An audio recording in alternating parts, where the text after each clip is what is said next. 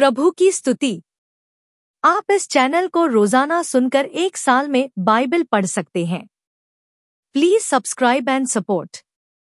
आज के बाइबल अध्याय। सभोपदेशक अध्याय 1।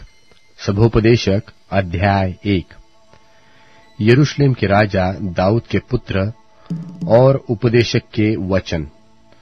उपदेशक का यह वचन है कि व्यर्थ ही व्यर्थ, व्यर्थ ही व्यर्थ, सब कुछ व्यर्थ है। उस सब परिश्रम से जिसे मनुष्य धरती पर करता है, उसको क्या लाभ होता है? एक पीढ़ी जाती है और दूसरी पीढ़ी आती है, परंतु पृथ्वी सर्वदा बनी रहती है। सूर्य उदय होकर अस्त भी होता है और उसके उदय की दिशा को वेग से चला जाता है। वायु दक्षिण की ओर बहती है और उत्तर की ओर घूमती आती है। वह घूमती और बहती रहती है और अपने चक्करों में लौट आती है। सब नदियां समुद्र में जा मिलती है, तो भी समुद्र भर नहीं जाता। जिस स्थान से नदियां निकलती है, उधर ही को वे फिर जाती है। सब बातें परिश्रम से भरी है, मनुष्य इसका वर्णन नहीं कर सकता। न तो आंखें देखने से तृप्त होती है और न कान सुनने से भरते हैं। जो कुछ हुआ था वही फिर होगा, और जो कुछ बन चुका है वही फिर बन जाएगा, और सूर्य के नीचे कोई नई बात नहीं है। क्या ऐसी कोई बात है जिसके विषय में लोग कह सकते हैं कि देख, यह नई है? यह तो प्राचीन युगों में वर्तमान थी। प्राचीन लोगों का कुछ स्मरण नहीं रहा, और होने वाले लोगों का कुछ भी स्मरण उनके बाद होने वालों को न रहेगा। मैं उपदेशक यरूशलेम में इस्राएल का राजा था, और मैंने अपना मन लगाया कि जो कुछ सूर्य के नीचे किया जाता है, उसका भेद बुद्धि से सोच सोच कर मालूम करूं। यह बड़े दुख का काम है जो परमेश्वर ने मनुष्य के लिए ठहराया है कि वे उसमें लगे रहे। मैंने उन सब कामों को देखा जो सूर्य के नीचे किए जाते हैं। देखो, वे सब व्यर्थ और मानो वायु को पकड़ना है।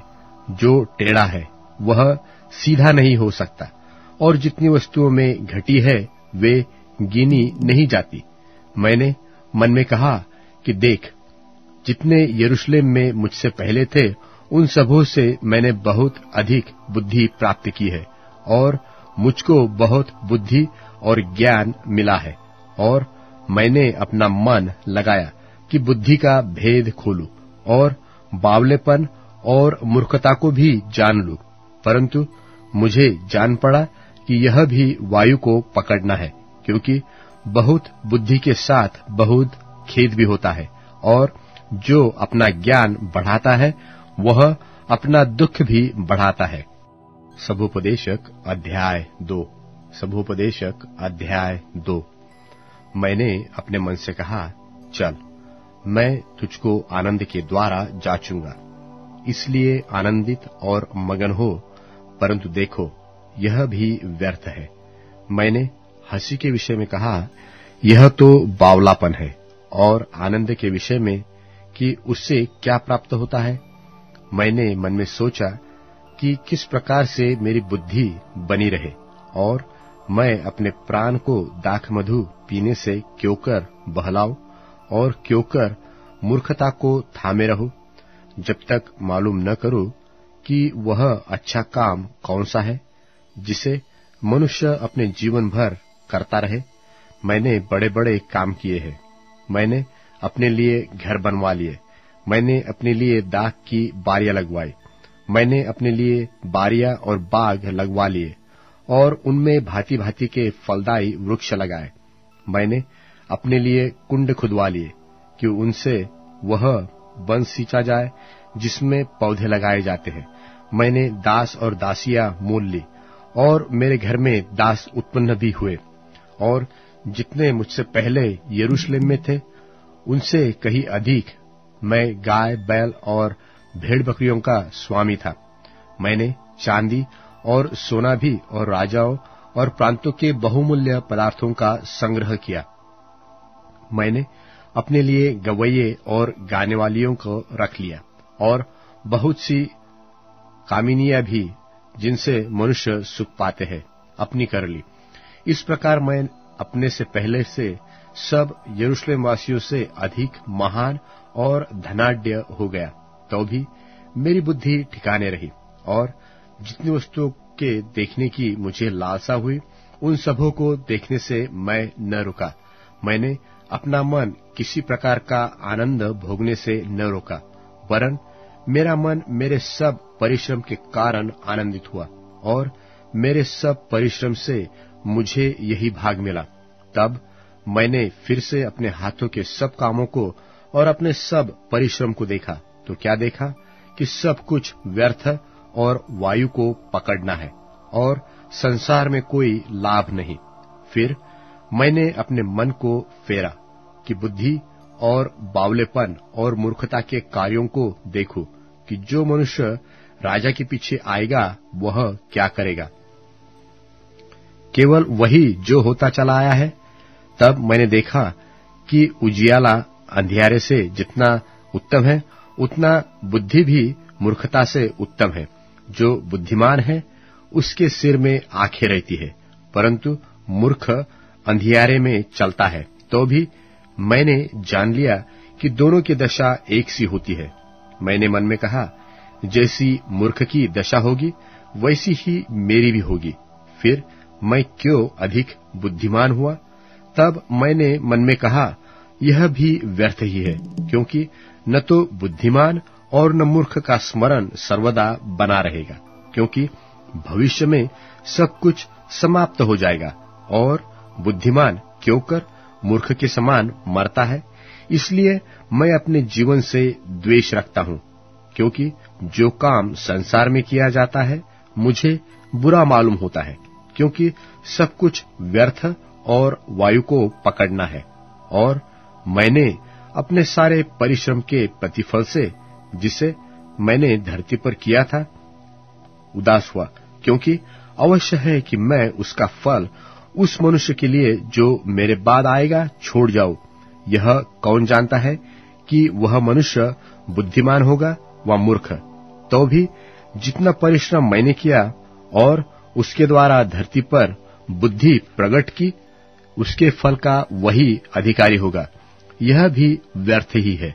तब मैं पलटकर उस सारे परिश्रम के विषय में जो मैंने धरती पर किया था अपने मन में निराश हुआ, क्योंकि ऐसे मनुष्य भी है जिसके परिश्रम का कार्य बुद्धि और ज्ञान से होता है और सफल भी होता है।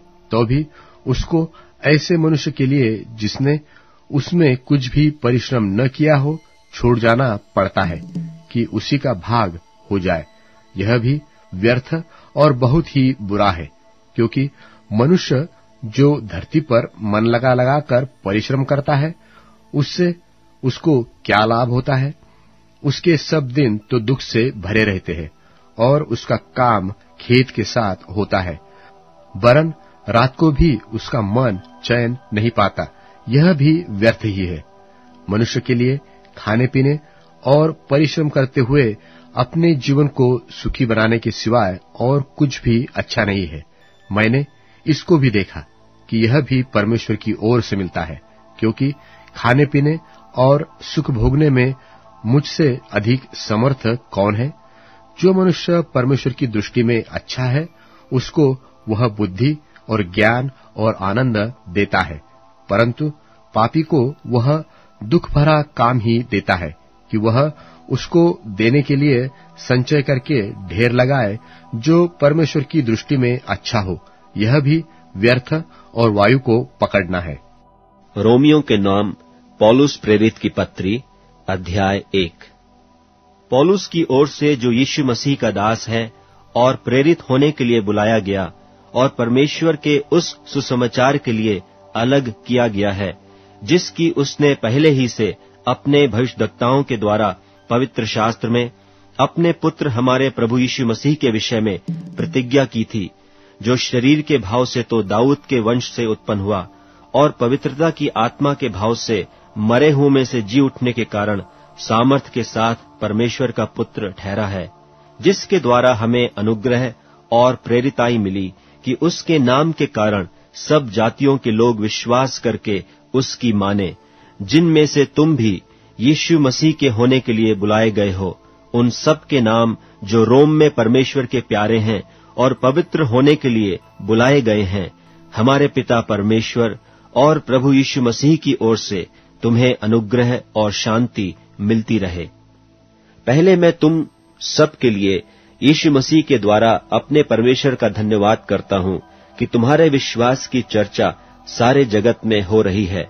परमेश्वर, जिसकी सेवा मैं अपनी आत्मा से उसके पुत्र के सुसमाचार के विषय में करता हूं, वही मेरा गवाह है कि मैं तुम्हें किस प्रकार लगातार स्मरण करता रहता हूं और नित्य अपनी प्रार्थनाओं में विनती करता हूं कि किसी रीति से अब भी तुम्हारे पास आने को मेरी यात्रा परमेश्वर की इच्छा से सफल हो, क्योंकि मैं तुमसे मिलने की लालसा करता हूं कि मैं तुम्हें कोई आत्मिक वरदान दूं जिससे तुम स्थिर हो जाओ, अर्थात यह कि मैं तुम्हारे बीच में होकर तुम्हारे साथ उस विश्वास के द्वारा जो मुझ में और तुम में है शांति पाऊं।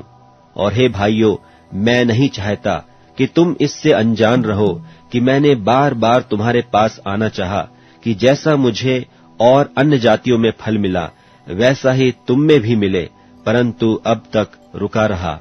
मैं यूनानियों और अन्य भाषियों का और बुद्धिमानों और निर्बुद्धियों का कर्जदार हूं।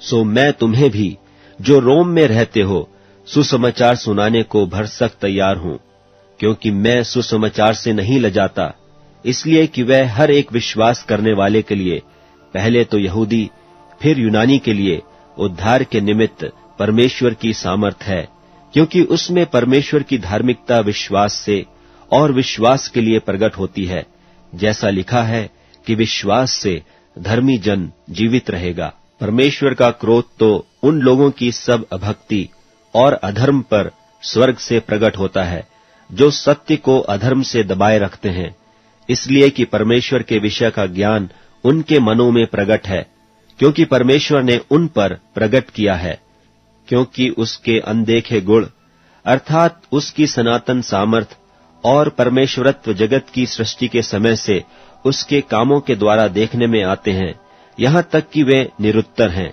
इस कारण कि परमेश्वर को जानने पर भी उन्होंने परमेश्वर की योग्य बड़ाई और धन्यवाद न किया, परंतु व्यर्थ विचार करने लगे, यहां तक कि उनका निर्बुद्धि मन अंधेरा हो गया।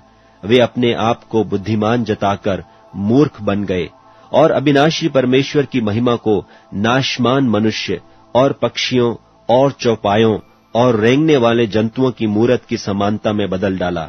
इस कारण परमेश्वर ने उन्हें उनके मन की अभिलाषों के अनुसार अशुद्धता के लिए छोड़ दिया कि वे आपस में अपने शरीरों का अनादर करें, क्योंकि उन्होंने परमेश्वर की सच्चाई को बदलकर झूठ बना डाला और सृष्टि की उपासना और सेवा की, न कि उस सृजनहार की जो सदा धन्य है।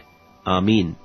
इसलिए परमेश्वर ने उन्हें नीच कामनाओं के वश में छोड़ दिया, यहां तक कि उनकी स्त्रियों ने भी स्वाभाविक व्यवहार को उससे जो स्वभाव के विरुद्ध है बदल डाला। वैसे ही पुरुष भी स्त्रियों के साथ स्वाभाविक व्यवहार छोड़कर आपस में कामातुर होकर जलने लगे, और पुरुषों ने पुरुषों के साथ निर्लज्ज काम करके अपने भ्रम का ठीक फल पाया।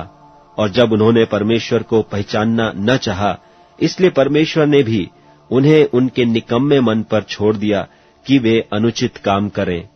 सो वे सब प्रकार के अधर्म और दुष्टता और लोभ और बैर भाव से भर गए, और डाह और हत्या और झगड़े और छल और ईर्ष्या से भरपूर हो गए, और चुगलखोर, बदनाम करने वाले, परमेश्वर के देखने में घृणित, औरों का अनादर करने वाले, अभिमानी, डींग मार, बुरी बुरी बातों के बनाने वाले, माता पिता की आज्ञा न मानने वाले, निर्बुद्धि, विश्वासघाती, माया रहित और निर्दय हो गए। वे तो परमेश्वर की यह विधि जानते हैं कि ऐसे ऐसे काम करने वाले मृत्यु के दंड के योग्य हैं, तो भी न केवल आप ही ऐसे काम करते हैं, वरन करने वालों से प्रसन्न भी होते हैं। रोमियों के नाम पौलुस प्रेरित की पत्री 2 अध्याय। सो हे दोष लगाने वाले, तू कोई क्यों न हो, तू निरुत्तर है, क्योंकि जिस बात में तू दूसरे पर दोष लगाता है उसी बात में अपने आप को भी दोषी ठहराता है, इसलिए कि तू जो दोष लगाता है आप ही वही काम करता है। और हम जानते हैं कि ऐसे ऐसे काम करने वालों पर परमेश्वर की ओर से ठीक ठीक दंड की आज्ञा होती है। और हे मनुष्य, तू जो ऐसे ऐसे काम करने वालों पर दोष लगाता है और आप वे ही काम करता है, क्या यह समझता है कि तू परमेश्वर की दंड की आज्ञा से बच जाएगा? क्या तू उसकी कृपा और सहनशीलता और धीरज रूपी धन को तुच्छ जानता है? और क्या यह नहीं समझता कि परमेश्वर की कृपा तुझे मन फिराव को सिखाती है, पर अपनी कठोरता और हठीले मन के अनुसार उसके क्रोध के दिन के लिए, जिसमें परमेश्वर का सच्चा न्याय प्रकट होगा, अपने निमित्त क्रोध कमा रहा है। वह हर एक को उसके कामों के अनुसार बदला देगा। जो सुकर्म में स्थिर रहकर महिमा और आदर और अमरता की खोज में हैं, उन्हें वह अनंत जीवन देगा। पर जो विवादी हैं और सत्य को नहीं मानते वरन अधर्म को मानते हैं, उन पर क्रोध और कोप पड़ेगा और क्लेश और संकट हर एक मनुष्य के प्राण पर जो बुरा करता है आएगा, पहले यहूदी पर, फिर यूनानी पर महिमा और आदर और कल्याण हर एक को मिलेगा जो भला करता है, पहले यहूदी को फिर यूनानी को, क्योंकि परमेश्वर किसी का पक्ष नहीं करता।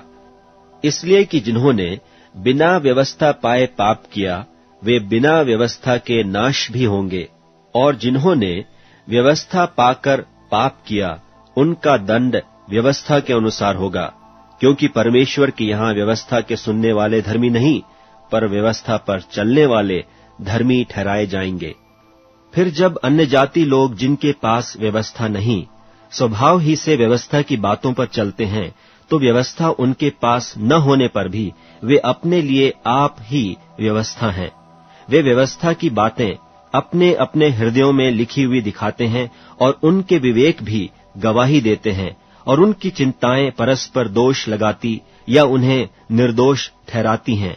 जिस दिन परमेश्वर मेरे सुसमाचार के अनुसार यीशु मसीह के द्वारा मनुष्यों की गुप्त बातों का न्याय करेगा। यदि तू यहूदी कहलाता है और व्यवस्था पर भरोसा रखता है और परमेश्वर के विषय में घमंड करता है और उसकी इच्छा जानता और व्यवस्था की शिक्षा पाकर उत्तम उत्तम बातों को प्रिय जानता है और अपने पर भरोसा रखता है कि मैं अंधों का अगुआ और अंधकार में पड़े हुओं की ज्योति और बुद्धिहीनों का सिखाने वाला और बालकों का उपदेशक हूँ, और ज्ञान और सत्य का नमूना जो व्यवस्था में है मुझे मिला है, सो क्या तू जो औरों को सिखाता है अपने आप को नहीं सिखाता?